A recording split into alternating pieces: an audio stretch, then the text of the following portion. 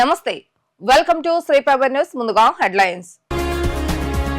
ఈ నెల 19న హస్తినాకు deputy CM Pawan Kalyan Jal Jeevan machine సమీక్షకు హాజరు కానున్న జనసేనాని. వైసీపీ అధినేత జగన్ పై టీడీపీ నేత బుద్ధ వెంకన్న ఫైర్. ప్రజలు వాకలు పెట్టినా ఇంకా జగన్ కు బుద్ధి రాలేదని ఆగ్రహం. గత ప్రభుత్వంలో ఏపీ ఎక్సైజ్ డిపార్ట్మెంట్ రెండుగా చీల్చి అక్రమాలకు పాల్పడ్డారని ఆరోపించిన ఎక్సైజ్ శాఖ జేఏసీ జనరల్ సెక్రటరీ నరసింహులు త్వరలోనే మా రెండు శాఖలను ఒకటిగా చేస్తామని హామీ. ఇంటింటికి తాగునీటిని అందించే జలజీవన్ మిషన్ పథకం రాష్ట్రంలో అమలుపై కేంద్ర ప్రభుత్వం దృష్టి సారించింది. జలశక్తి మంత్రి సిఆర్ పటేల్ ఈ నెల 19న ఢిల్లీలో దీనిపై సమీక్ష నిర్వహించనున్నారు. రాష్ట్ర పంచాయతీరాజ్ గ్రామీణాభివృద్ధి శాఖ మంత్రి పవన్ కళ్యాణ్ ఈ సమావేశానికి హాజరవుతున్నారు. 5 ఏళ్ల వైసీపీ ప్రభుత్వం ఈ పథకం అమలు అస్తవ్యస్తంగా తయారైంది. రాష్ట్ర వాటా నిధులు సరిగా కేటాయించిన కారణంగా పనులు నిర్వహణపైన తీవ్ర ప్రభావం చూపింది. ప్రతిపాదిత పనుల్లో ఇప్పటికీ సగము పూర్తి కాలేదు. పథకం అమలును గాడిలో పెట్టే క్రమంలో నిర్వహిస్తున్న సమావేశం ప్రాధాన్యత సంతరించుకుంది. ప్రజలు వాతలు పెట్టినా ఇంకా జగన్ కు బుద్ధి రాలేదని టీడీపీ సీనియర్ నేత బుద్ధ వెంకన్న ఆగ్రహాన్ని వ్యక్తం చేశారు. పేర్ని నానికి శ్వేతపత్రం అంటే ఏంటో తెలుసా అని ప్రశ్నించారు. ఎప్పుడైనా వైసీపీ వాళ్ళు శ్వేతపత్రం విడుదల చేస్తారా అని నిలదీశారు. తెలుగుదేశం సీనియర్ నేత బుద్ధ వెంకన్న మాజీ సీఎం జగన్మోహన్ రెడ్డిపై తీవ్ర స్థాయిలో విరుచుకుపడ్డారు. ఈ సందర్భంగా బుధవారం ఆయన మీడియాతో మాట్లాడుతూ సీఎం చంద్రబాబు నాయుడు పోలవరం వెళ్లటం తప్ప అని ప్రశ్నించారు. పోలవరం పూర్తి చేయాలన్న లక్ష్యంతో ఆయన పర్యటన చేస్తున్నారని, వైసీపీ పరిపాలన ఎలా చేశారో చెప్పాల్సిన బాధ్యత చంద్రబాబు నాయుడుపై ఉందని అన్నారు. వైసీపీ వాళ్లు దొంగతనాలు ఎక్కడ బయటపడతాయోనని భయపడి ప్రెస్ మీట్లు పెడుతున్నారని బుద్ధ వెంకన్న విమర్శించారు. చంద్రబాబు నాయుడు సీఎం అవగానే పెంచిన పింఛన్లు అందజేస్తారని, అదే జగన్ ముఖ్యమంత్రి అవగానే ప్రజావేదిక కూల్చేస్తారని ఎద్దేవా చేశారు. అసలు చెత్త పన్ను వేసిందెవరు? జగన్ 5 సంవత్సరాల పాటు రాష్ట్రాన్ని చెత్తగా మార్చేశారని అన్నారు. చంద్రబాబు నాయుడు ఆ చెత్తంతా క్లీన్ చేస్తున్నారని, 35 రోజుల్లోనే ఆ చెత్తంతా క్లీన్ అయిపోతుందా అని ప్రశ్నించారు. రాష్ట్రాన్ని అభివృద్ధి చేసేందుకు చంద్రబాబు నాయుడు ఢిల్లీ పర్యటనలు చేస్తున్నారని, ఎప్పుడైనా జగన్ ఢిల్లీ వెళ్లినప్పుడు రాష్ట్ర అభివృద్ధి కోసం పనిచేస్తారా అని నిలదీశారు.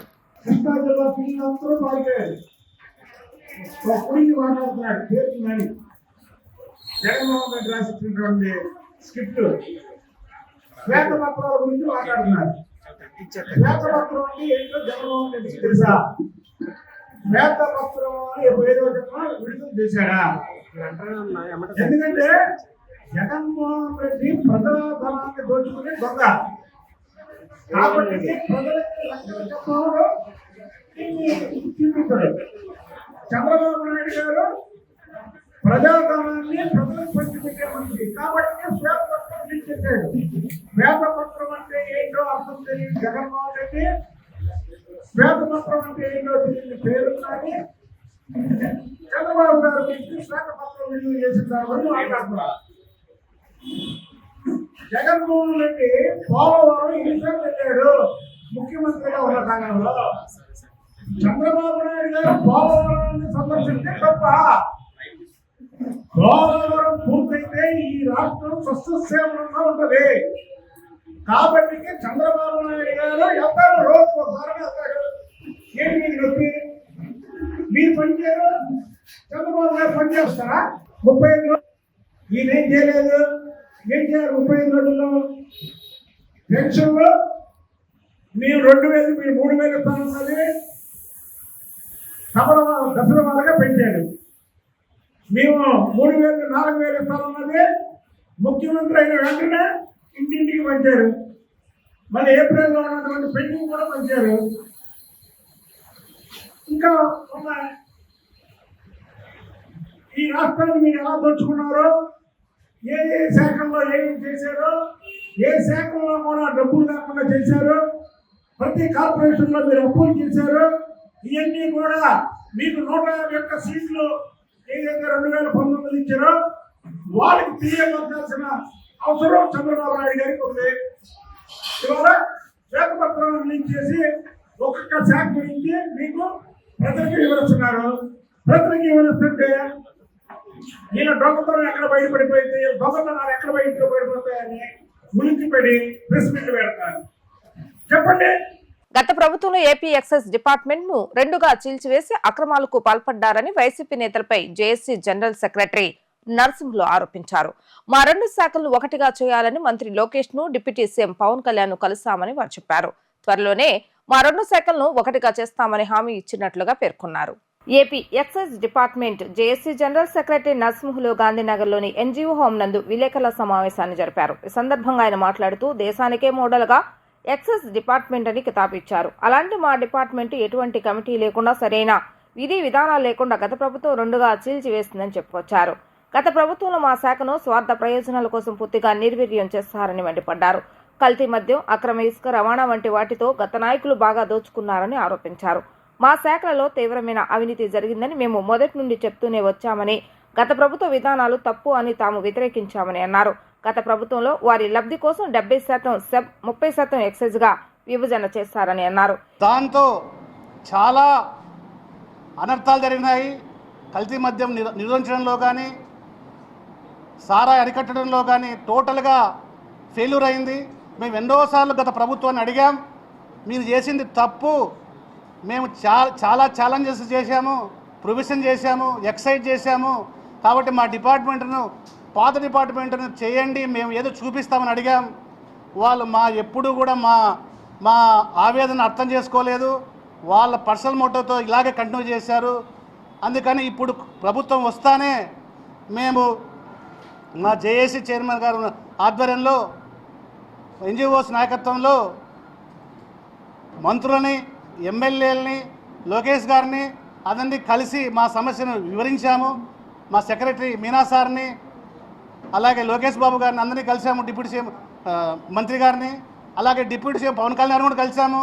వాళ్ళందరూ చెప్పారు, మీ ఆవేదన అర్థమైంది, ఖచ్చితంగా డిపార్ట్మెంట్ను ఒకటి చేసి మిమ్మల్ని ఒక తాటికి తీసుకొచ్చి మీకు చేస్తామని చెప్పారు. అందు సందర్భంగా మా ముఖ్యమంత్రి గారికి, ఉప ముఖ్యమంత్రి గారు లోకేష్ గారికి కృతజ్ఞతలు తెలుపుకుంటూ త్వరలోనే అది కార్యాచరణ కావాలని కోరుకుంటూ, అందులో కూడా సరైన పద్ధతులు ఏవి పాటించలేదు.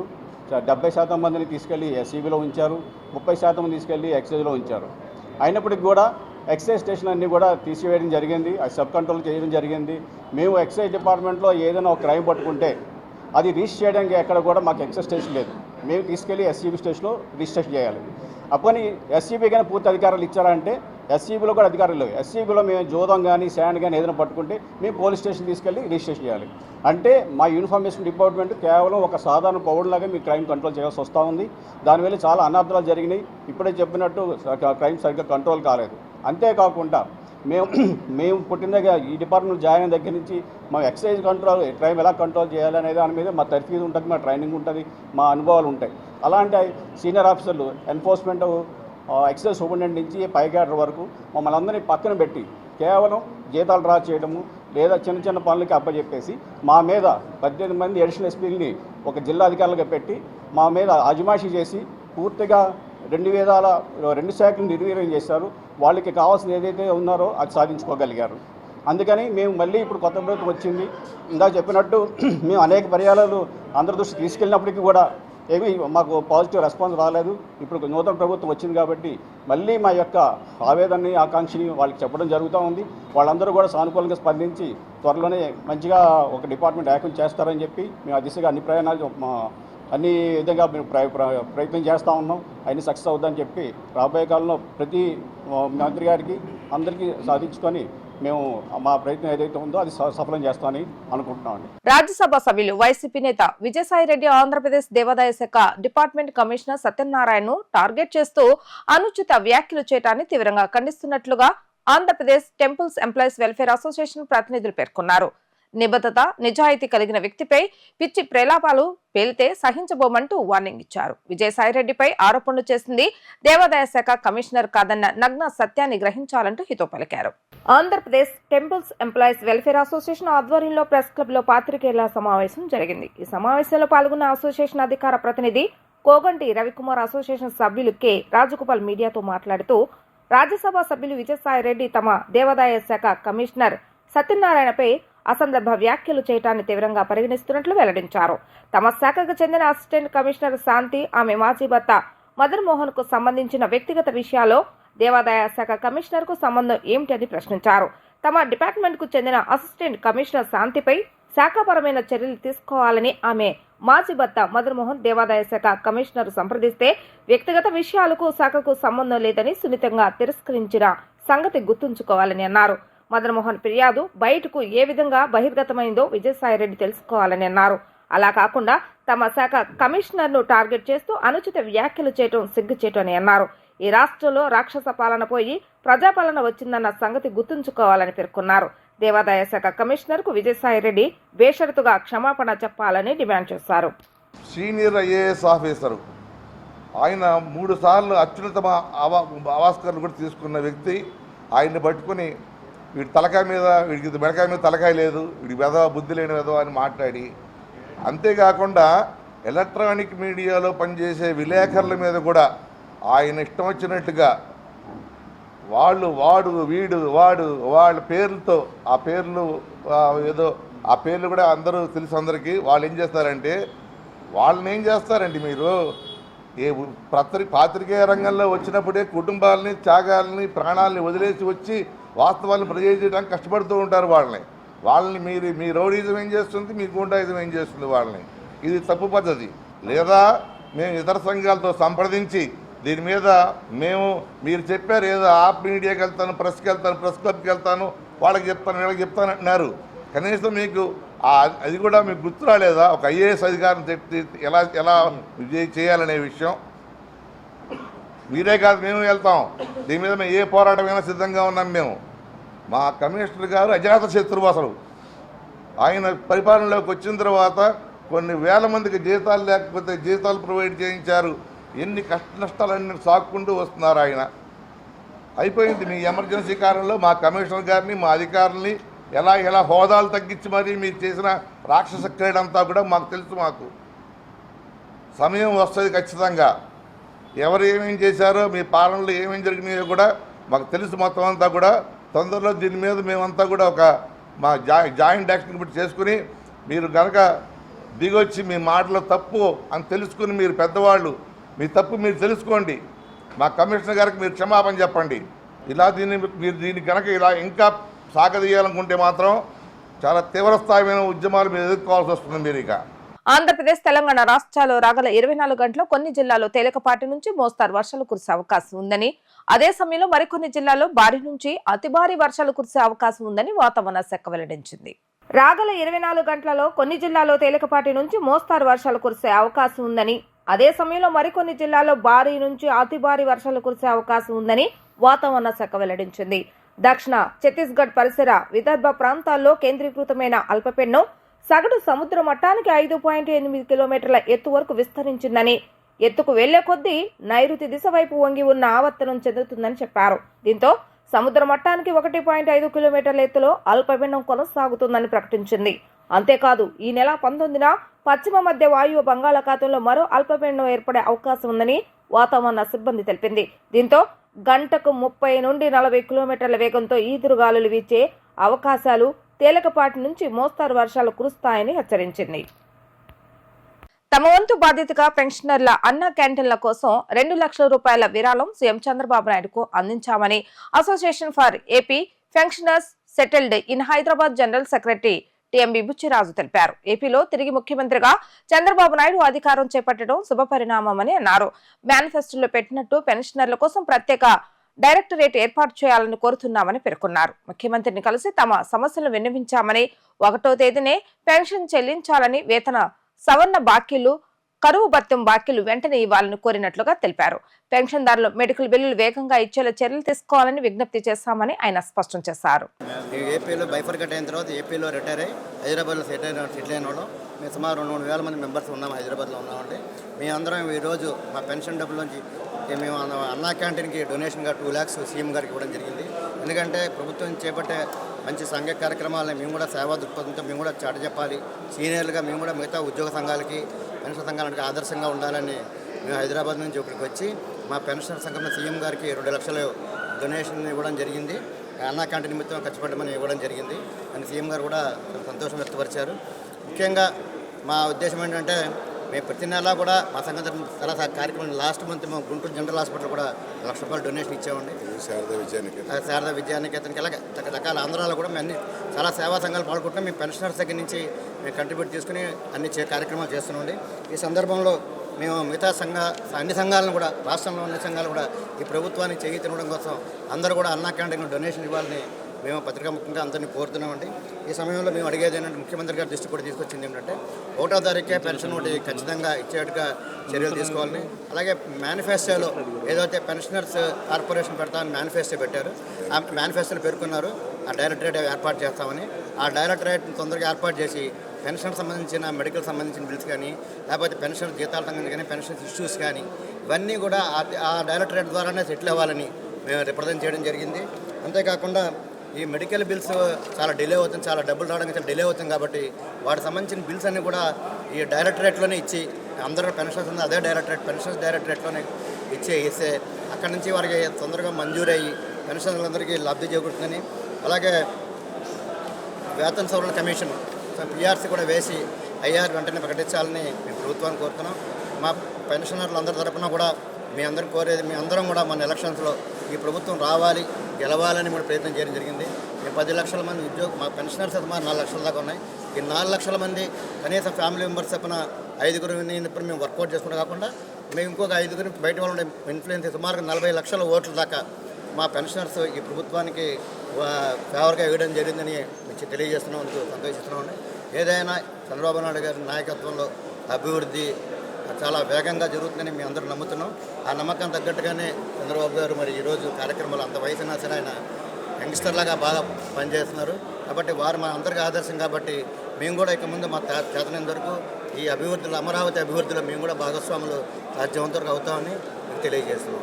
రాష్ట్రంలోని ఎన్డీఏ కూటమి ప్రత్యేక హోదా సాధనలో వైఫల్యం చెందిందని ఆల్ ఇండియా జైహింద్ పార్టీ వ్యవస్థాపక అధ్యక్షులు ఎన్ దశరథరామరెడ్డి విమర్శించారు. ప్రత్యేక హోదాతో పన్ను రాయితీ లభించడంతో పాటు పారిశ్రామికవేత్తలు పరిశ్రమలు నెలకొల్పడంతో ఉపాధి అవకాశాలు మెరుగుపడతాయని గుర్తు చేశారు. ప్రత్యేక హోదా సాధన అంశంలో బీహార్ ముఖ్యమంత్రి అక్కడ ఎంపీలు కొన్న పౌరుషం ఇక్కడ సీఎం ఎంపీలలో కనరాకపోవటం సిగ్గుచేటని అన్నారు. ఆల్ ఇండియా జైహింద్ పార్టీ వ్యవస్థాపక అధ్యక్షులు దశరథరామరెడ్డి గాంధీనగర్ ప్రెస్ క్లబ్ నందు విలేకరుల సమావేశాన్ని జరిపారు. ఈ సందర్భంగా ఆయన మాట్లాడుతూ రాష్ట్ర పునర్విభజన చట్టంలో ప్రధానమైన ప్రత్యేక హోదా సాధన విషయంలో ఎన్డీఏ కూటమి నిర్లక్ష్య వైఖరి ప్రదర్శిస్తుందని ధ్వజమెత్తారు. ఇటీవల ఈ రాష్ట్ర ముఖ్యమంత్రి హోదా విషయంలో మాట్లాడుతూ అదేమీ సంజీవిని కాదని పేర్కొనడాన్ని తప్పుపట్టారు. ఈ దేశంలో 11 రాష్ట్రాలు ప్రత్యేక హోదా ఫలితాలు అనుభవిస్తున్నాయని గుర్తు చేశారు. కేంద్రంలో ఎన్డీఏ కూటమి భాగస్వాములు ఈ రాష్ట్రంలో ప్రభుత్వం ఏర్పాటు చేసిన చంద్రబాబు నాయుడు 3 మెడలు వంచైన హోదా సాధించాలనే లక్ష్యం కానరావటం లేదని అన్నారు. హోదా సాధనతోనే పరిశ్రమలు తరలి వస్తాయని, ఉపాధి అవకాశాలు మెరుగుపడతాయని పేర్కొన్నారు. ఎన్డీఏలో భాగస్వాములైన బీహార్ రాష్ట్ర అభివృద్ధి కోసం అక్కడ ముఖ్యమంత్రి, పార్లమెంటు సభ్యులు ప్రత్యేక హోదా కావాలని కేంద్రాన్ని నిలదీస్తున్నారని అన్నారు. అక్కడ ముఖ్యమంత్రి, పార్లమెంటు సభ్యుల పౌరుషం ఇక్కడ వాళ్లకు లేకపోవడం సిగ్గుచేటని అన్నారు. ప్రజలను అసోపహతులను చేసేదిగా ఉంది, నిరాశాజనకంగా ఉంది. ఈ మధ్య మన గౌరవనీయులైనటువంటి ముఖ్యమంత్రి వర్యులు శ్రీ నారా చంద్రబాబు నాయుడు గారు ఢిల్లీ వెళ్ళినప్పుడు అక్కడ పత్రికా విలేకరులు అడిగినటువంటి సమావేశంలో ఒక ప్రకటన చేయటం జరిగింది. ఆయన ఏం చెప్పారంటే, మీరు ప్రత్యేక హోదా అడుగుతూ ఉన్నారు, ప్రత్యేక హోదా అనేది చాలా తక్కువైంది, చిన్నది, అంతకు మించి నేను మోడీ గారిని ఒప్పించి తీసుకొస్తాను అన్నటువంటి మాట చెప్పారు. ఇది కేవలం ప్రత్యేక హోదా చిన్నదైనప్పుడు దాన్ని సాధించవచ్చు కదా, దానికంటే పెద్దది చేస్తారంటే ప్రజలు నమ్మేదానికి సిద్ధంగా ఉన్నారా అని నేను అడుగుతున్నాను. అమ్మకు గాజులు చేయించలేనటువంటి వాడు పిన్నమ్మకు రవ్వల గాజులు చేయిస్తాడంటే నమ్మగలమా? అదేవిధంగా ఉంది మన నాయకుల యొక్క తీరు, వ్యవహారం.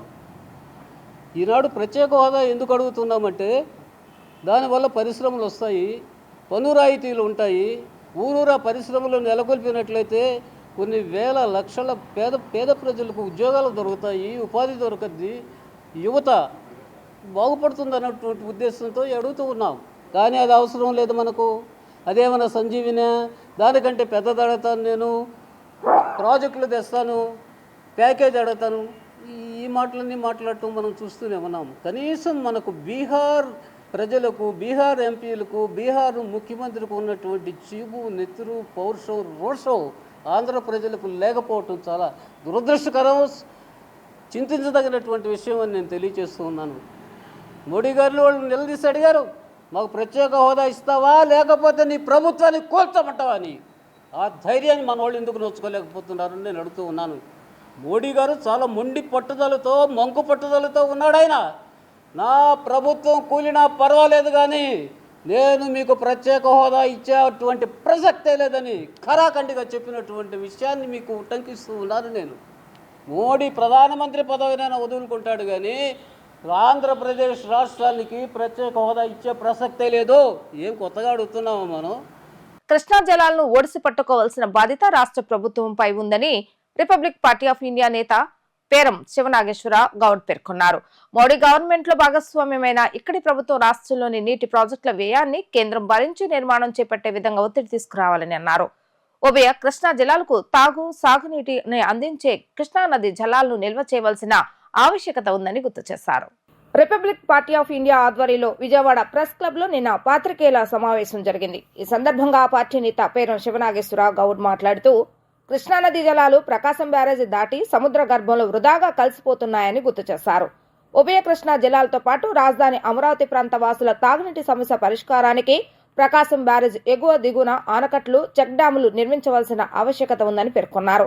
తన వంతుగా ఇటీవల ఢిల్లీ వెళ్లినప్పుడు ప్రధాని నరేంద్ర మోడీ తన ఛాంబర్లో తమ పార్టీ అధినేత కేంద్ర మంత్రి అదువలతో కలిసి నీటి ప్రాజెక్టుల నిర్మాణానికి సహకరించాలని వినతిపత్రం అందజేస్తున్నట్లుగా తెలియజేశారు. మోడీ ప్రభుత్వ సంకల్పంలో భాగమైన నదుల అనుసంధానం ప్రక్రియను వేగవంతం చేసి నదుల జలాల సంరక్షణకు అటు కేంద్రం ఇటు రాష్ట్ర ప్రభుత్వం తగు విధమైన చర్యలు తీసుకోవాలని విజ్ఞప్తి చేశామని అన్నారు. ఇప్పుడు 2 జిల్లాల మీద 1 కోటిపై జనాభా ఉన్నాం. పొరపాటున ఒక 2-3 సంవత్సరాలు కానీ నీరు రాకపోతే మాత్రం ప్రమాదంలో పడే పరిస్థితి ఉన్నది. అందులో ఆంధ్రప్రదేశ్ రాష్ట్రం అమరావతి రాజధానిగా ఇక్కడ ఇవ్వటం జరిగింది. ఈ 1 కోటి మంది జనాభా ఇంకో 1 కోటిపై జనాభా పెరిగే అవకాశం ఉంది. మరి అవుటర్ రింగ్ రోడ్లు అంటున్నారు, అన్నీ బాగానే ఉన్నాయి, రోడ్లు ఉన్నాయి, అన్నీ బాగానే ఉన్నాయి. నీటిని నిల్వ చేసే ప్రక్రియ మాత్రం చాలా అవసరం ఉంది. మీరు అంతస్తు బిల్డింగ్ కట్టుకోవాలన్నా నీళ్ళు కావాలి, మనం బతకాలన్నా నీళ్లు కావాలి, చివరికి సావుకైనా నీళ్లు కావాల్సింది. ఈ యొక్క ప్రణాళికపై పెట్టుకొని నేను మరి గౌరవ ప్రధానమంత్రి గారికి ఆయన ఛాంబర్లో ఇవ్వటం జరిగింది. అదేవిధంగా మా మంత్రి గారితో కేంద్ర మంత్రి గారికి చెప్తే ఒక letter Shripad Naik state power ఎన్ఆర్ ఇచ్చారు. ఆయన కూడా పంపించారు దీనికి. ఇంకొకటి జలశక్తి అని చెప్పి అది కూడా చెప్పి ఈ ప్రాజెక్టు మొత్తం కూడా కేంద్ర ప్రభుత్వమే భరాయించాల్సిన అవసరం ఉన్నది. ఎందుకు భరాయించాలంటే గతంలో ప్రభుత్వం కొన్ని లక్షల కోట్లు అప్పు చేసింది, సుమారు 14 లక్షల కోట్ల పైచులకు అప్పు చేశారు.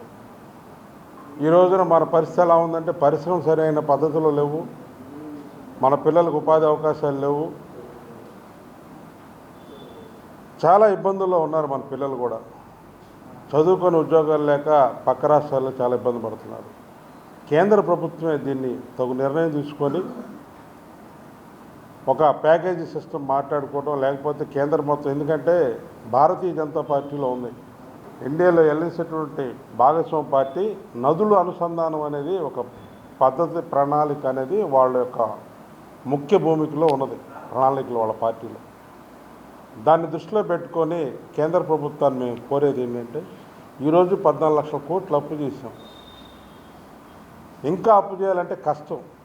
అందువల్ల మేము గౌరవ ముఖ్యమంత్రి గారు మేము కోరుకునేది ఏంటంటే ఇవాళ 175 స్థానాల్లో ఉన్నటువంటి మీరు 166 చిల్లర దాకా ఉన్నారు.